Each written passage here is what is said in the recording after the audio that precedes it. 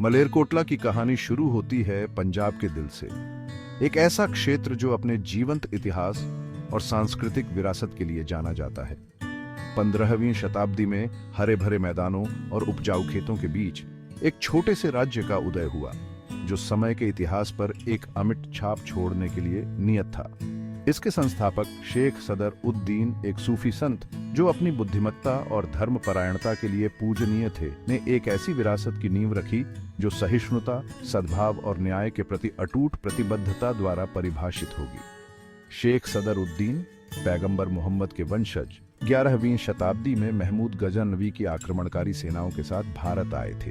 वे पंजाब क्षेत्र में बसने के लिए चुने, इसकी आध्यात्मिक आभा और इसके लोगों की गर्मजोशी से आकर्षित होकर। प्रेम, करुणा और एकता की सूफी परंपरा में निहित उनकी शिक्षाएं स्थानीय आबादी के साथ गहराई से प्रतिध्वनित हुईं। समय के साथ उनके अनुयायियों की संख्या बढ़ी, एक घनिष्ठ समुदाय का गठन हुआ जो साझा विश्वास और शेख की शिक्षाओं के प्रति गहरे सम्मान से बंधा हुआ था। 1454 में शेख सदर उद-दीन के वंशज बहलोल लोदी दिल्ली के सिंहासन पर बैठे और लोदी वंश की स्थापना की। अपने पूर्वज के प्रति कृतज्ञता और सम्मान के प्रतीक के रूप में बहलोल लोदी ने शेख सदर उद-दीन के वंशजों को भूमि का एक बड़ा हिस्सा प्रदान किया। इस भूमि अनुदान ने मलेरकोटला की रियासत के जन्म को चिह्नित किया, जो एक छोटा लेकिन महत्वपूर्ण राज्य था, जो पंजाब के अशांत इतिहास में एक अनूठी भूमिका निभाने के लिए नियत था। मलेरकोटला का नया स्थापित राज्य शेख सदर उद-दीन के वंशजों के बुद्धिमान और उदार शासन के तहत फला फूला। वे अपने न्यायपूर्ण शासन, कला और संस्कृति के संरक्षण और अपनी प्रजा के कल्याण के प्रति अपनी अटूट प्रतिबद्धता के लिए जाने जाते थे।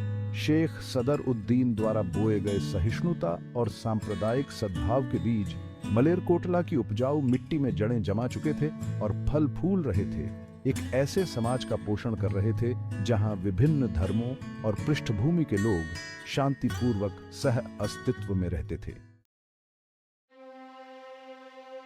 जैसे जैसे मलेरकोटला बढ़ता और समृद्ध होता गया, उसके शासकों को कई चुनौतियों का सामना करना पड़ा। उन्होंने मुगल भारत के जटिल राजनीतिक परिदृश्य को बुद्धिमत्ता और दूरदर्शिता के साथ नेविगेट किया।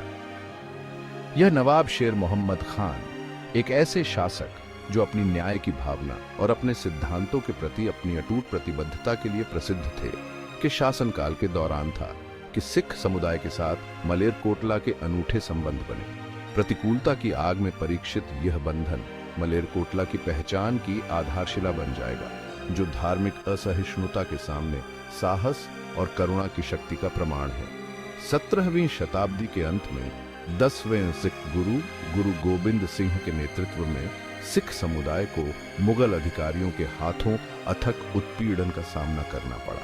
अपने विश्वास के प्रति गुरु की अटूट प्रतिबद्धता और मुगल उत्पीड़न के प्रति उनके अवज्ञा ने उन्हें सम्राट औरंगजेब का क्रोध अर्जित किया था, जो बढ़ती सिख शक्ति को संदेह और शत्रुता के साथ देखते थे। औरंगजेब की सेनाओं ने सिख विद्रोह को कुचलने और मुगल अधिकार को मजबूत करने के लिए दृढ़ संकल्पित होकर गुरु का लगातार पीछा किया। 1705 में आनंदपुर साहिब, एक ऐतिहासिक सिख किले की घेराबंदी के दौरान गुरु गोबिंद सिंह के दो छोटे बेटे जोरावर सिंह और फतेह सिंह, जिनकी उम्र 9 और 7 साल थी, को मुगल सेना ने पकड़ लिया था। सरहिंद के मुगल गवर्नर वजीर खान ने युवा लड़कों को इस्लाम में परिवर्तित होने पर ही जीवित दीवार में चुनवाने का आदेश दिया। लड़कों ने अपने विश्वास और साहस में अटूट अपने विश्वासों को त्यागने से इनकार कर दिया, धर्म त्याग पर शहादत को चुना।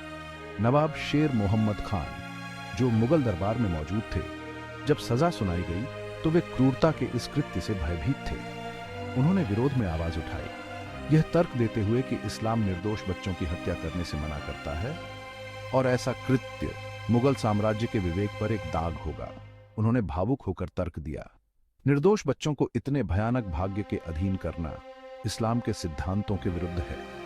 उनका एकमात्र अपराध उनका अटूट विश्वास है, एक ऐसा गुण जिसकी हमें प्रशंसा करनी चाहिए, दंड नहीं देना चाहिए। नवाब शेर मोहम्मद खान के साहसी रुख ने हालांकि युवा लड़कों को बचाने में असफल रहे, सिख समुदाय पर गहरा प्रभाव डाला। न्याय और करुणा के सिद्धांतों की रक्षा के लिए अपनी स्वयं की प्रतिष्ठा और सुरक्षा को जोखिम में डालने की उनकी इच्छा सिखों के साथ गहराई से प्रतिध्वनित हुई, जिन्होंने उन्हें धार्मिकता का एक सच्चा अवतार देखा। नवाब के साहस के कार्य से बहुत प्रभावित होकर गुरु गोबिंद सिंह ने उन्हें और उनके वंशजों को आशीर्वाद दिया, यह घोषणा करते हुए कि मलेरकोटला हमेशा के लिए सिखों के लिए शरण और सुरक्षा का स्थान रहेगा। गुरु ने घोषणा की, मलेरकोटला हमेशा के लिए धन्य रहेगा। इस भूमि या इसके लोगों का कोई अहित न हो। आपके वंशज हमेशा न्याय और करुणा के साथ शासन करें और मलेरकोटला आने वाली पीढ़ियों के लिए शांति और सद्भाव का प्रतीक बना रहे। गुरु की आध्यात्मिक शक्ति से ओत-प्रोत यह आशीर्वाद मलेरकोटला के भाग्य को आकार देगा, सिख समुदाय के साथ अपने अनूठे संबंधों को मजबूत करेगा। गुरु के शब्दों के अनुसार मलेरकोटला सिखों के लिए एक अभयारण्य बन गया, एक ऐसी जगह जहां वे उत्पीड़न के डर के बिना अपने धर्म का पालन कर सकते थे। मलेरकोटला के नवाबों ने अपने पूर्वज की विरासत का सम्मान करते हुए सिख समुदाय को अपनी सुरक्षा प्रदान की, उन्हें भूमि, संसाधन और अपने जीवन के पुनर्निर्माण के लिए एक सुरक्षित आश्रय प्रदान किया। समय के साथ मलेरकोटला के मुसलमानों और सिख समुदाय के बीच दोस्ती और आपसी सम्मान का एक गहरा बंधन पनपा, जो साझा मूल्यों की स्थायी शक्ति और शांतिपूर्ण सह अस्तित्व के प्रति प्रतिबद्धता का प्रमाण है। नवाब शेर मोहम्मद खान के साहसी रुख की विरासत मलेरकोटला के लोगों के दिलों में जीवित रही, जिसने उनके समाज के ताने बाने को आकार दिया। उनकी कहानी मलेरकोटला की मौखिक परंपरा का एक अभिन्न अंग बन गई, जो पीढ़ियों से चली आ रही है। प्रतिकूलता के सामने भी जो सही है उसके लिए खड़े होने के महत्व की एक सतत अनुस्मारक है। उत्पीड़न के क्रूसिबल में मुसलमानों और सिखों के बीच बना बंधन अटूट साबित होगा, जो समय की कसौटी और आगे आने वाली उथल-पुथल भरी घटनाओं का सामना करेगा। भाग 4, बदलाव की हवाएं। ब्रिटिश राज्य के दौरान मलेरकोटला 19वीं शताब्दी ने भारत के लिए गहन परिवर्तन का युग शुरू किया, क्योंकि ब्रिटिश ईस्ट इंडिया कंपनी ने उपमहाद्वीप पर अपनी पकड़ मजबूत कर ली थी। रियासतें, जो कभी स्वायत्तता और स्वशासन के गढ़ थीं, धीरे धीरे ब्रिटिश प्रभाव के दायरे में आ गईं।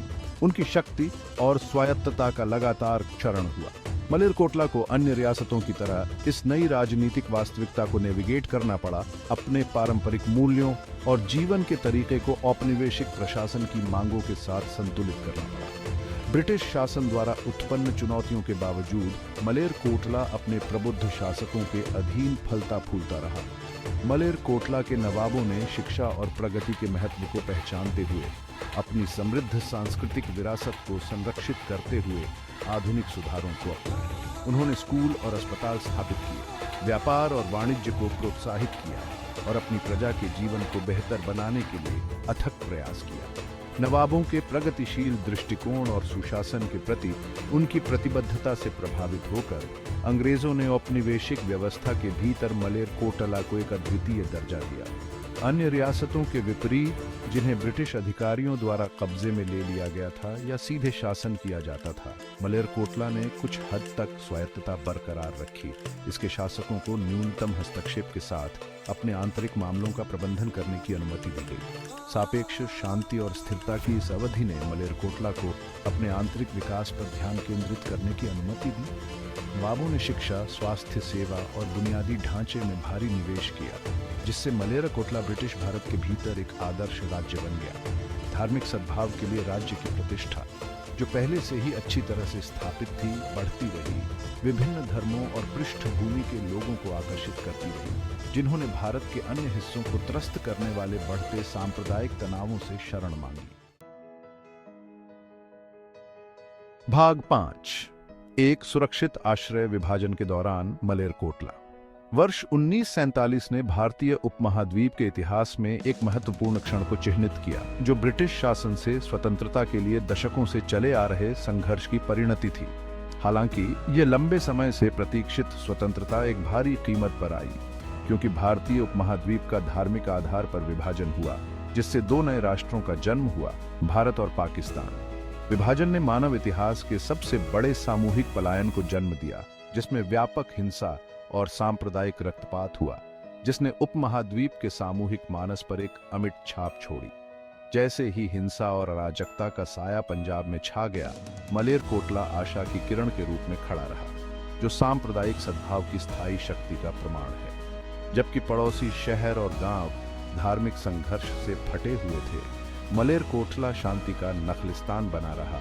इसके मुस्लिम और सिख समुदाय प्रतिकूल परिस्थितियों का सामना कर रहे थे। उस समय के मलेरकोटला के नवाब इफ्तिखार अली खान ने कहीं और होने वाली भयावहता को अपने राज्य के सामंजस्यपूर्ण ताने बाने को जहर देने से इनकार कर दिया।